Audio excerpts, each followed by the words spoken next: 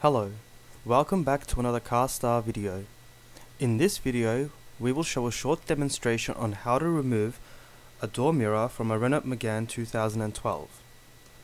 The equipment that we used for this video was a T15 Torx and a flathead screwdriver or a clip remover. Either of them will do. Hopefully you enjoy the video. Remove the cover as shown in the video. You will have to unclip that. It should be fairly easy. You should be able to do it with your finger.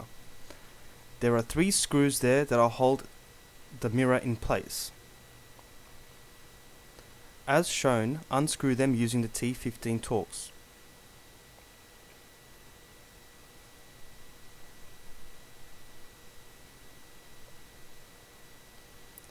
On the last one, loosen it and then go over to the other side, just so the mirror does not fall once you've taken off that last screw.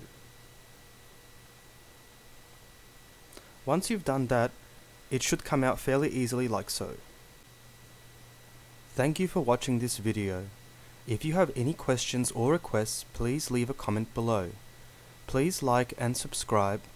See you in our next video.